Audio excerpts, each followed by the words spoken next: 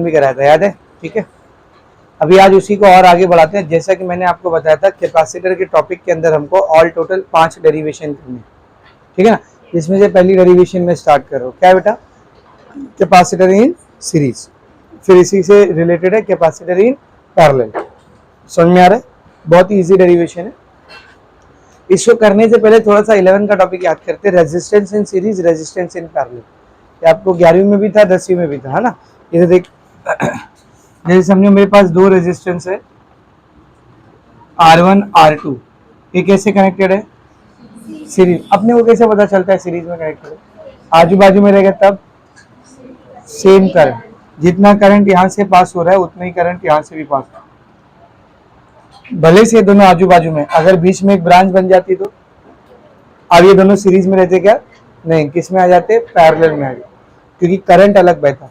यहाँ से अलग करंट आता, फिर यहाँ से दो पार्ट में बढ़ जाता, इधर अलग जाता, इधर अलग जाता, है ना। तो जब तक करंट सेम बह रहा है हम लोग क्या बोलते हैं? दोनों रेजिस्टेंस किस में कनेक्टेड है? सीरीज में। यही अगर ये दोनों रेजिस्टेंस ऐसे कनेक्टेड होते हैं तो हम लोग इसको क्या बोलते हैं? Parallel combination. क्या बोलते हैं बोल? यहाँ से करंट आता, दो में बढ़ जाता, इधर अलग जाता, इधर अलग जाता। तो सीरीज करंट में, सॉरी, सीरीज कॉम्बिनेशन में करंट क्या होता है बेटा? सेम। पैरेलल कॉम्बिनेशन में करंट क्या होता है? डिफरेंट। हाँ, पैरेलल कॉम्बिनेशन में भी एक चीज सेम होती है, नहीं, वोल्टेज, पोटेंशियल डिफरेंस। इस पॉइंट और इस पॉइंट के बीच का वोल्टेज और इस पॉइंट और इस पॉइंट के बीच का वोल्टेज क्या रहेगा बेटा? सेम रहेगा। याद है? ये मैंने आपको करंट इलेक्ट्रिसिटी चैप्टर में भी समझाया था, ठीक है। अगर इसका रेजिस्टेंस R1 है, इसका R2 है, इसका R1 है, इसका R2 है, तो सीरीज कॉम्बिनेशन का जो टोटल रेजिस्टेंस होता है RS, कैसे निकालते हैं उसको? R1 plus R2, simply add कर देते हैं ना। अब पैरेलल कॉम्बिनेशन का जो टोटल या फिर इक्विवेलेंट रेजिस्टेंस होता है RP, वो कैसे निकालते हैं? 1/RP is equal to 1/R1 plus 1/R2। या फिर आपको इसको एक याद रखने का मैंने और तरीका बताया था, RP is equal to product by sum. याद है? Product of both the resistance divided by sum. लेकिन ये जो फॉर्मूला होता है सिर्फ कब वैलिड होता है? जब दो रेजिस्टेंस, अगर दो से ज्यादा रेजिस्टेंस है तो ये फॉर्मूला इनवैलिड हो जाता, तब आपको यही फॉर्मूला लगाना है। सिर्फ टाइम सेविंग के लिए, टाइम बचाने के लिए हम लोगों ने ये फॉर्मूला निकाला था, वरना असल फॉर्मूला ये नहीं। असल फॉर्मूला कौन सा बेटा? ये वाला है, करेक्ट है। ये इतना हम लोग सीरीज और पैरेलल कॉम्बिनेशन के बारे में जानते हैं। If it is resistance, resistance in series, resistance in parallel. Now what we will do, we will replace the resistors, resistors को रिप्लेस कर देंगे, किससे? कैपेसिटर से। अच्छा, कल मेरे से एक मिस्टेक हो गई, मैंने कैपेसिटर के बारे में आपको सब कुछ बता दिया, उसका सिंबल ही नहीं बताया, कैपेसिटर का सिंबल ही नहीं बताया, ठीक है ना। जैसे रेजिस्टर को हम लोग सर्किट में ऐसा दिखाते हैं, ये रेजिस्टर का सिंबल है ना, ये रेजिस्टर का सिंबल है, ये बैटरी का सिंबल है। हर इलेक्ट्रिकल कंपोनेंट का एक सिंबल होता है ना, तो कैपेसिटर का ये सिंबल होता है। दो पैरेलल लाइन। देख, इसको अगर एक बड़ा एक छोटा कर देंगे तो बैटरी बन जाएगी, और दोनों को सेम कर देंगे तो, इसीलिए मैं अक्सर आपको बोलता हूँ जब भी बैटरी बनाने का एक बड़ा एक छोटा बनाने, दोनों सेम नहीं बनाने का, क्योंकि फिर वो बैटरी नहीं रह जाएगी, क्या बन जाएगी? वो कैपेसिटर बन जाएगी। समझा? तो जिधर कैपेसिटर लिखे थे ना, वहीं कहीं पे जगह रहेगी, तो ऐसा सिंबल लिख के ये बना दो, ठीक है। उधर कहीं पे अगर आपके नोटबुक में जगह रहेगी तो सिंबल लिखो और सिंबल लिख के ये बना दो, ठीक है। फिर हम लोग स्टार्ट करते हैं कैपेसिटर इन सीरीज।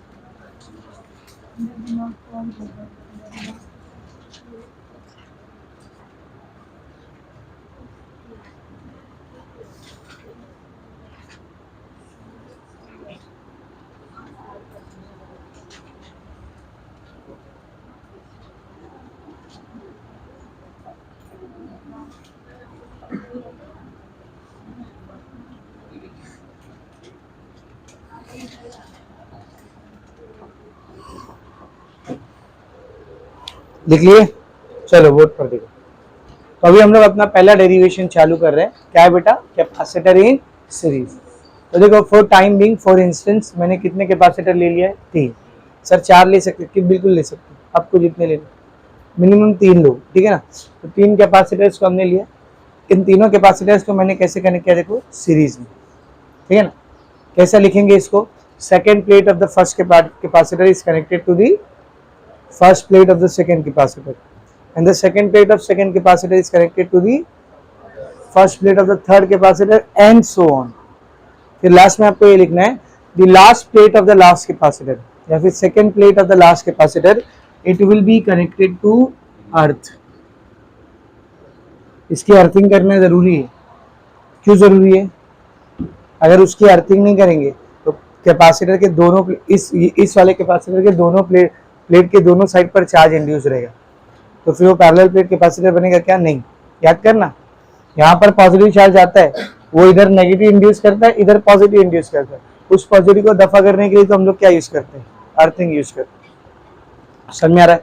तो ये पूरा आपको लिखना पड़ेगा. Consider 3 capacitors connected in series such as second plate of the first capacitor is connected to the first plate of the second capacitor, and the second plate of the second capacitor is connected to the first plate of the third capacitor and so on. ठीक है ना? second plate of the last capacitor is connected to the earth. लिख लेंगे ना इतना? अभी इतना लिख के देने के, इतनी बेसिक चीज तो लिख ही सकते हो ना. समझ में आ रहा अच्छे से? तो पहले आपको सीरीज कॉम्बिनेशन के बारे में ऐसे बताना है कि हमने ऐसे कनेक्ट किया है. ठीक है ना? अब जो मेन मुद्दे की बात है वो क्या है, सब लोग ध्यान से देखो. समझो ये जो बैटरी है, इसकी वजह से इस पॉइंट और इस पॉइंट के बीच का जो पोटेंशियल आया वो आया V. पोटेंशियल डिफरेंस कितना है बेटा? ये पॉइंट और ये पॉइंट के बीच का V. इस पॉइंट और इस पॉइंट के बीच का पोटेंशियल कितना है? बोल V. समझ में आ रहा अच्छे से? अब यहाँ से होगा क्या? यहाँ से करंट जाएगा, आप सबको पता है ना. लेकिन फिलहाल मैं करंट नहीं देखता हूँ, फिलहाल मैं चार्ज देखता हूँ. क्या देखता हूँ? बोल भाई करंट जा रहा है मतलब कौन जा रहा है? चार्ज जा रहा है. करंट जा रहा है मतलब कौन जा रहा है? चार्ज जा रहा है. तो यहाँ से चार्ज जा रहा है, कौन सा टर्मिनल है? Positive terminal. तो कौन सा चार्ज जाएगा इधर? पॉजिटिव चार्ज जाएगा. पॉजिटिव टर्मिनल है तो कौन सा चार्ज जाएगा? पॉजिटिव चार्ज जाएगा. तो ये पॉजिटिव चार्ज यहाँ से गया. अब इस वाले कैपेसिटर का ये वाला जो प्लेट है वो पॉजिटिव टर्मिनल से कनेक्टेड है, तो इसके ऊपर कौन सा चार्ज इंड्यूस होगा? बोल पॉजिटिव चार्ज इंड्यूस होगा. तो यहाँ बैटरी ने इसको पॉजिटिव चार्ज दिया, इसका पॉजिटिव इस वाली प्लेट पे क्या इंड्यूस कराएगा? नेगेटिव. फिर इसके नेगेटिव की वजह से यहाँ पर पॉजिटिव, फिर इधर नेगेटिव, फिर यहाँ पर पॉजिटिव, फिर इधर नेगेटिव. तो कैपेसिटर के ऊपर चार्ज स्टोर होना शुरू हो चुका है. तो हम लोग क्या बोलेंगे? कैपेसिटर की चार्जिंग शुरू होगी.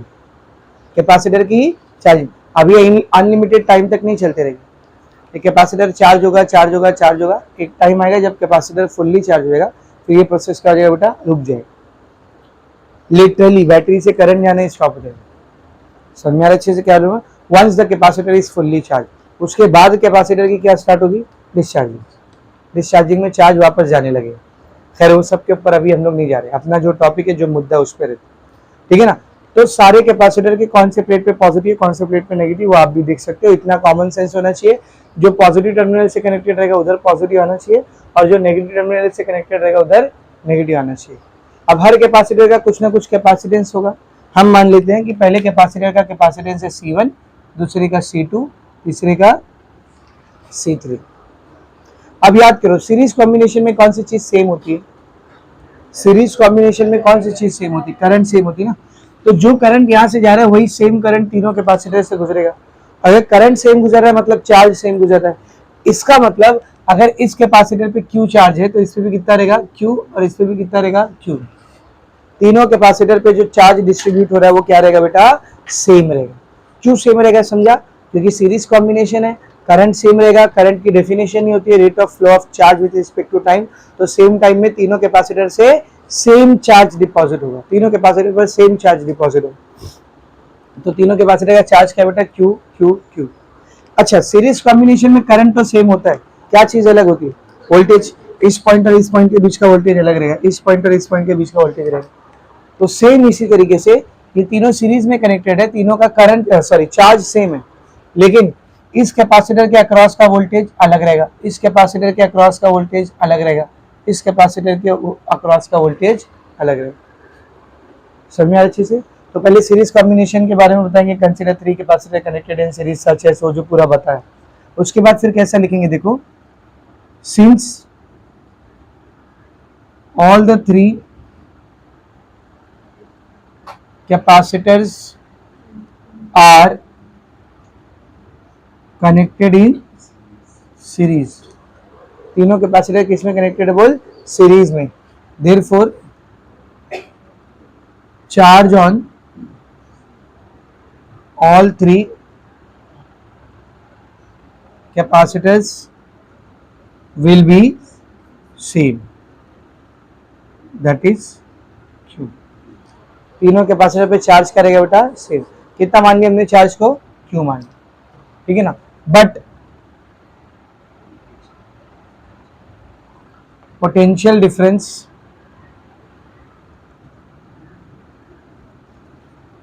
Across 3 capacitors will be different.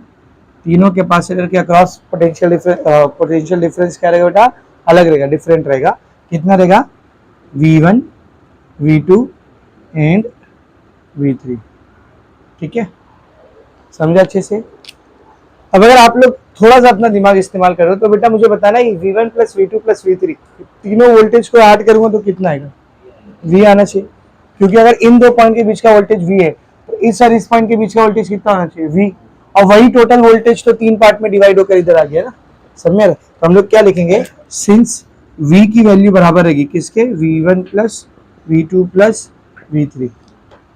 अब हमारे पास एक फॉर्मूला था, कल हमने डिराइव किया है, capacitance is equals to charge by V था, कल ही देखे थे ना ये फॉर्मूला, ठीक है। V को इधर ले लो, C को उधर ले लो, क्या बन जाएगा? V is equals to Q by C। तो ये फॉर्मूला मैं यहाँ पर यूज कर रहा हूँ।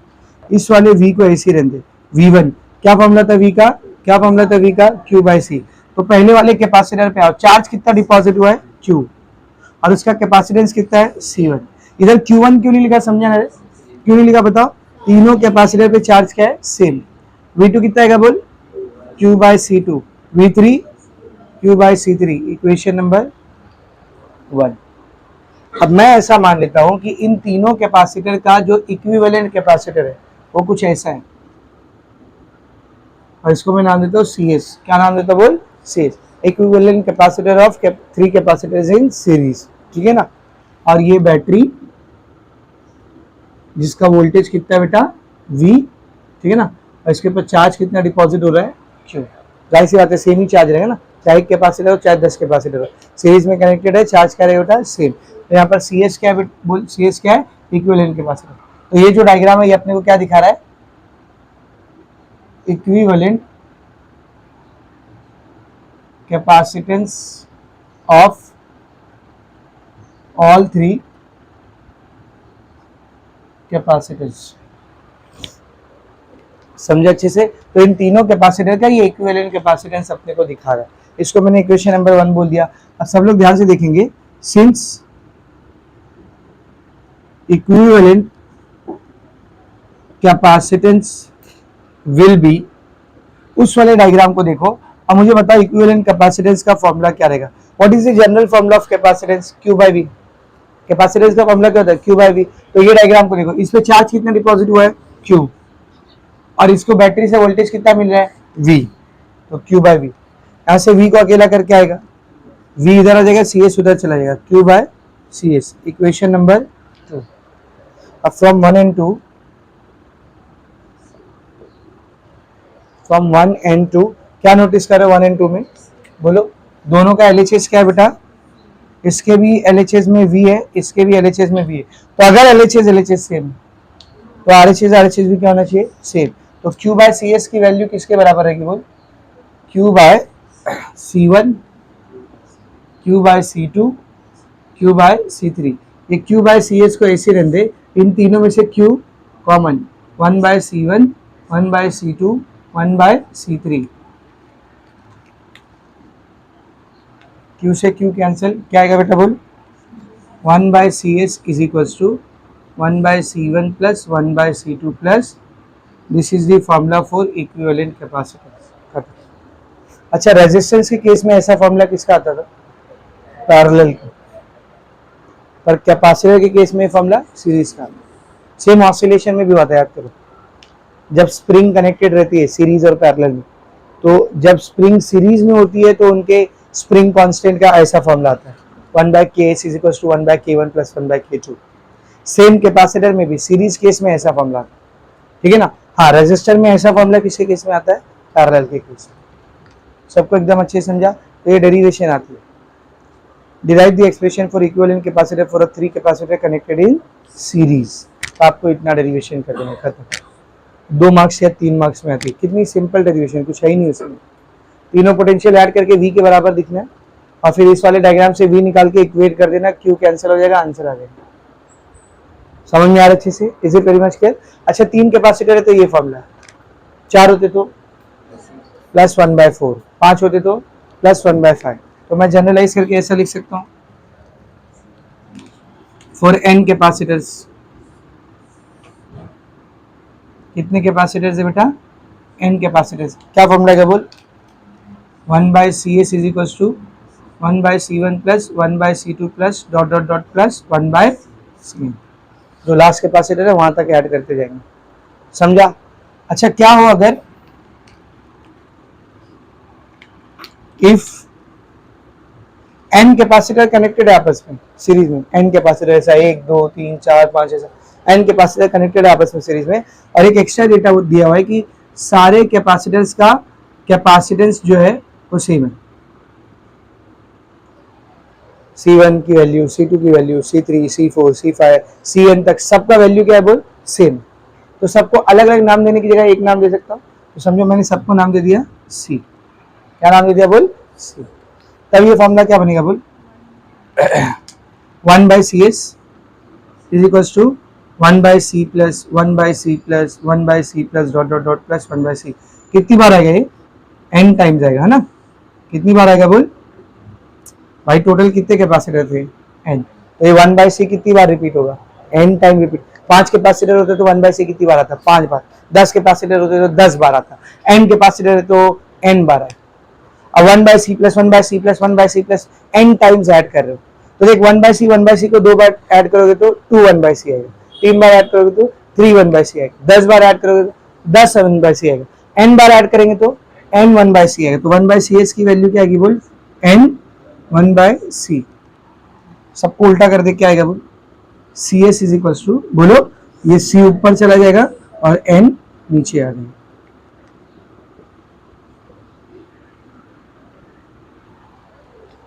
तो अगर n कैपेसिटर सीरीज में कनेक्टेड है और सबका कैपेसिटेंस सेम है और आपको इक्विवेलेंट कैपेसिटर निकालना है, कैपेसिटेंस निकालना है, ज्यादा मेहनत नहीं करने का।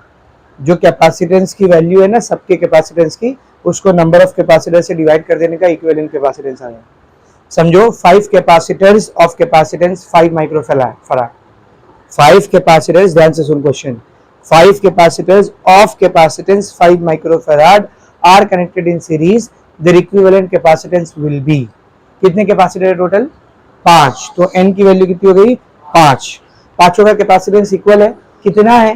5 माइक्रोफैराड। तो C भी कितना हो गया? 5 माइक्रोफैराड। तो 5/5 कितना आएगा? 1। तो इक्विवेलेंट कैपेसिटेंस कितना आएगा? 1 माइक्रोफैराड।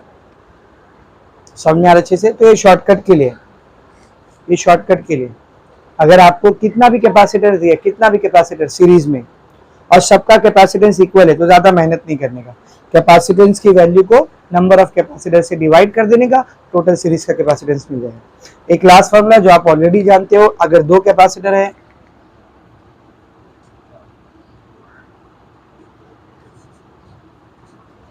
अगर 2 कैपेसिटर है तो ये फॉर्मूला यूज करने से अच्छा हम लोग डायरेक्ट क्या यूज करेंगे बोल? CS विल बी, जल्दी बोल, प्रोडक्ट बाय सम। चलेगा ना? कहां से आता है मालूम है ना भाई? Same parallel.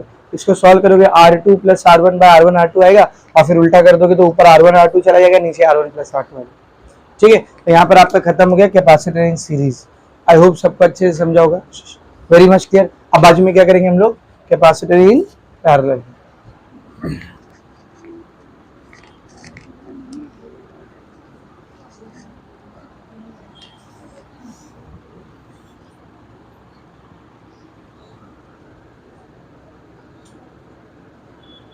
Capacitors in parallel, ठीक है ना? तो फिर से हम लोग 3 कैपेसिटर लेंगे, उसको पैरेलल में कनेक्ट करेंगे। अच्छा आपको जरूरी नहीं डेरिवेशन 3 लेके ही बोले, समझ क्वेश्चन ऐसा आ गया, derive the expression for equivalent capacitance of 4 capacitors connected in series. क्या आएगा बोल? डायग्राम में एक एक्स्ट्रा कैपेसिटर आएगा, सब कुछ सेम रहेगा, ये V3 पे ऐड होने की वजह, एंड होने की वजह V4 पर कर लेंगे ना? समझ में आ रहा अच्छे से? चलो कैपेसिटर इन पैरेलल देखते हैं, कितने कैपेसिटर अपने पास? 3, और तीनों कैसे कनेक्टेड है? पैरेलल। कैसा बनेगा डायग्राम? देख, ये देख, समझिए पहला कैपेसिटर है,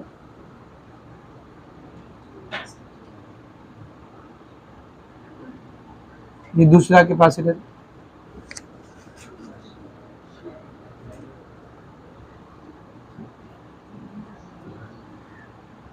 ये तीसरा capacitor.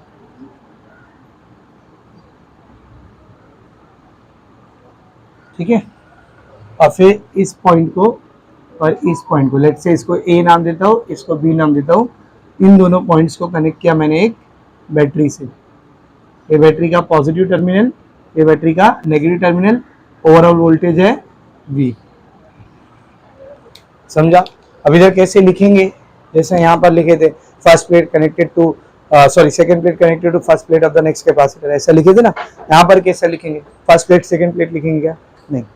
Consider 3 capacitors connected in parallel such that first plate of all the 3 capacitors are connected to point A, which is connected to the positive terminal of the battery, and the second plate of all the capacitor is connected to point B, which is connected to negative terminal of the battery. Easy? पहली plate तीनों capacitor की A से connected है, जो battery के positive से connected है। दूसरी प्लेट तीनों कैपेसिटर की B से कनेक्टेड है, जो बैटरी के नेगेटिव से कनेक्टेड है। समझ में आ रहा है अच्छे से? ठीक है, अगर ध्यान से देख, अगर ये सारी प्लेट्स पॉजिटिव से कनेक्टेड है तो इनके ऊपर चार्ज कौन सा आएगा? बोल, पॉजिटिव चार्ज आएगा, है ना। और ये सारी प्लेट नेगेटिव से कनेक्टेड है तो इधर चार्ज क्या आएगा? बोल, नेगेटिव चार्ज। ठीक है, यहाँ तक सही है। अभी मेरे को एक बात बताना बेटा, यहाँ से आई करंट गया, इधर तक आई करंट आया, यहाँ पे आने के बाद क्या आएगा? बोल, डिवाइड हो जाएगा। कितने पार्ट में डिवाइड होगा? 3 पार्ट में डिवाइड होगा, और तीनों कैपेसिटर के पास जाएगा, है ना। इधर I1, इधर I2, इधर I3। तो बताओ, क्या तीनों कैपेसिटर के पास करंट सेम आ रहा है? नहीं, अलग आ रहा है। तो अगर तीनों कैपेसिटर के पास करंट अलग आ रहा है तो चार्ज की वैल्यू क्या रहेगी? अलग रहेगी। जब भाई करंट ही अलग जा रहा है तो चार्ज भी क्या रहेगा? अलग। करंट का डेफिनेशन ही होता है rate of flow of charge with respect to time. तो अगर करंट अलग है तो चार्ज भी क्या रहेगा? अलग रहेगा। वहां पर क्या था? तीनों का चार्ज सेम, यहाँ पर क्या है? तीनों का चार्ज अलग है। ठीक है ना। तो लेट्स से इसके ऊपर चार्ज आया Q1, इसके ऊपर चार्ज आया Q2, ठीक है, और इसके ऊपर चार्ज आया है Q3। ये समझा बेटा? ठीक है ना। अब एक और बात, इसका कैपेसिटेंस है C1, इसका कैपेसिटेंस है C2, इसका कैपेसिटेंस है C3। ठीक है, अब बात करते हैं पोटेंशियल डिफरेंस की। पैरेलल में पोटेंशियल डिफरेंस क्या होता है? सेम। इन दोनों के बीच का पोटेंशियल डिफरेंस V है, इसके बीच का पोटेंशियल डिफरेंस क्या रहेगा? बोल, V ही रहेगा, है ना। जगह ही नहीं मेरे पास। इसके बीच का पोटेंशियल डिफरेंस V, इसके बीच का भी पोटेंशियल डिफरेंस V, इसके बीच का भी पोटेंशियल डिफरेंस V। क्यों ऐसा हो रहा है? समझ में आ रहा है ना। क्योंकि तीनों कैसे कनेक्टेड है बेटा? पैरेलल में कनेक्टेड है। तो हम लोग पहले ऐसा लिखेंगे, consider 3 capacitor of capacitance C1, C2, C3 connected in parallel such that first plate of all the capacitor is connected to point A, which is connected to positive of the battery. Second plate of all the capacitor is connected to B, which is connected to negative terminal of the battery. पहले वो basic diagram को आपको समझना। उसके बाद सीधा हम लोग क्या लिखेंगे? Since all the 3 capacitor same ऐसे लिखिए अल्हम्दुलिल्लाह, sorry, are connected in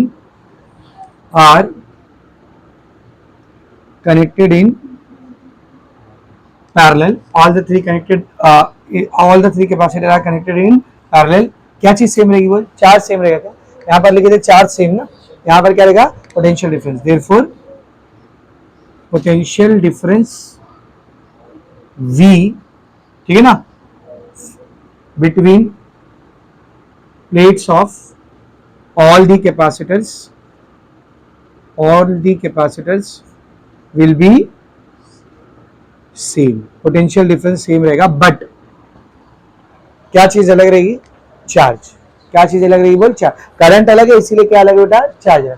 but charge on all 3 capacitors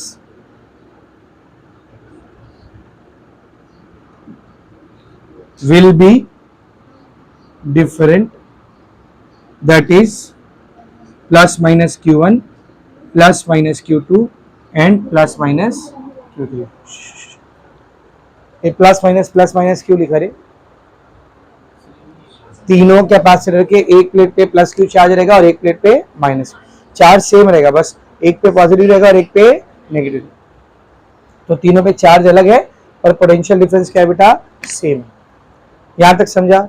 अब थोड़ा सा हम लोग कॉमन सेंस यूज करते हैं। देखो यहां से आई करंट गया था, ध्यान से सुनना, यहां से आई करंट गया था, इस पॉइंट पे आकर क्या हो गया था?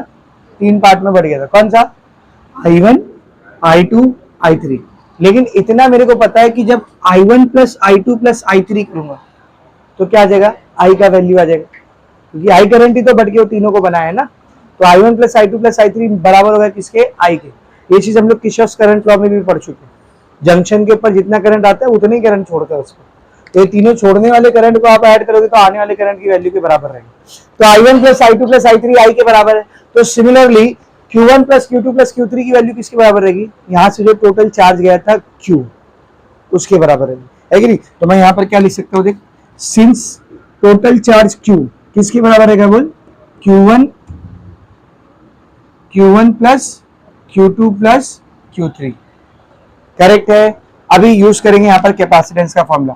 Tell me what is the formula of capacitance? Q by V। यहाँ से Q को अकेला करो, ये V इधर आके C से मल्टीप्लाई होकर क्या हो जाएगा? CV। तो Q की वैल्यू क्या होती है? बोल, CV। तो सब ध्यान से देखना, ये वाली Q को ऐसे रखो।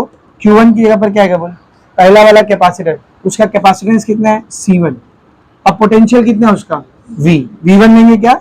सेम है ना तीनों का। Q2 क्या आएगा? बोल, C2V। और Q3 C3V। Equation number 1। अभी इक्विवेलेंट कैपेसिटेंस दिखाते हैं। इन तीनों का इक्विवेलेंट कैपेसिटेंस कैसा आएगा? एक आएगा ना। अब उसको CS नहीं बोलेंगे, क्या बोलेंगे? CP, क्योंकि ये तीनों कैसे कनेक्टेड थे? पैरेलल में। ये रही बैटरी, ये इसका पोटेंशियल है V, ठीक है ना। अच्छा, यहां से जो टोटल चार्ज जाएगा वो इस पे बैठेगा, और टोटल चार्ज को मैंने लिया क्या हूं? Q। तो इधर टोटल चार्ज क्या रहने वाला है? बोल, Q रहने वाला। बैटरी से जो टोटल चार्ज गया वो कितना गया? बोल, Q गया। तो इधर ये डायग्राम के नीचे क्या लिखेंगे? बोल, equivalent capacitance of all three capacitors. तीनों कैपेसिटर्स का इक्विवेलेंट कैपेसिटेंस हो, ठीक है ना। तो उसकी वैल्यू क्या आएगी? Since equivalent capacitance will be, equivalent capacitance का क्या फॉर्मूला रहेगा? उस डायग्राम को देखते हुए क्या फॉर्मूला होता है कैपेसिटेंस का? Charge by potential. वहां पर चार्ज कितना है टोटल? कैपिटल Q, और पोटेंशियल कितना मिल रहा है उसको? V। तो यहां से Q को अकेला करो, Q को अकेला करो, क्या आएगा? बोल, CP into V। Equation number 2। आप क्या लिखेंगे? बोल, फ्रॉम 1 and 2 क्या आएगा? बोल, इधर भी LHS में Q है, इधर भी LHS में Q है। LHS सेम तो RHS सेम। तो ये CP इंटू V की वैल्यू किसके बराबर आएगी? बोल, C1V plus C2V plus C3V। ये CPV को ऐसी रहने दो, सब में से V common, C1 plus C2 plus C3। V से V कैंसिल, क्या फॉर्मूला आ गया? CP is equal to C1 plus C2 plus C3। This is the capacitance of capacitors in parallel. अच्छा, ये फॉर्मूला रेजिस्टर में किसके लिए था? सीरीज। उल्टा है, रेजिस्टर में जो सीरीज का फॉर्मूला होता है वो कैपेसिटर में पैरेलल का हो, और रेजिस्टर में जो पैरेलल का फॉर्मूला होता है वो कैपेसिटर में सीरीज का हो। समझे अच्छे से? तो ये हो गया आपका डेरिवेशन तीन कैपेसिटर। सेम इसके लिए भी लिखेंगे फॉर एन कैपेसिटर।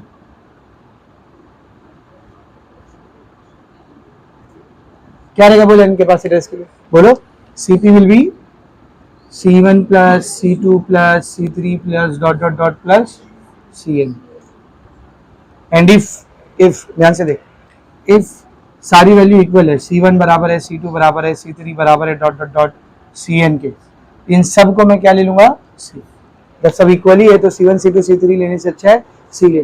तो क्या आएगा? देख, CP विल बी C1 की जगह पर C, C2 की जगह पर C, C3 की जगह पर C, ऐसी लास्ट Cn की जगह पर भी C। कितनी बार रहेगा टोटल? ये n टाइम्स। अब बेटा C को 2 बार ऐड करोगे तो 2C आएगा, 3 बार ऐड करोगे तो 3C आएगा, 5 बार ऐड करोगे तो 5C आएगा, n बार ऐड करोगे तो nC आएगा। तो CP की वैल्यू क्या रहेगी? बोल, n इंटू C। समझा? तो अगर n कैपेसिटर्स है, पैरेलल में कनेक्टेड है, सबका कैपेसिटर सेम है, तो पैरेलल का इक्विवेलेंट कैपेसिटर क्या होता है, n into c। वही सेम पहले वाला question, 5 capacitors of capacitance 5 microfarads are connected in parallel, their equivalent capacitance will be, कितने कैपेसिटर टोटल, 5, तो n कितना हो गया, 5, पांचों का कैपेसिटेंस कितना है, 5 माइक्रोफराड, तो Cb कितना हो गया, 5, तो Cb कितना आएगा, 25 माइक्रोफराड।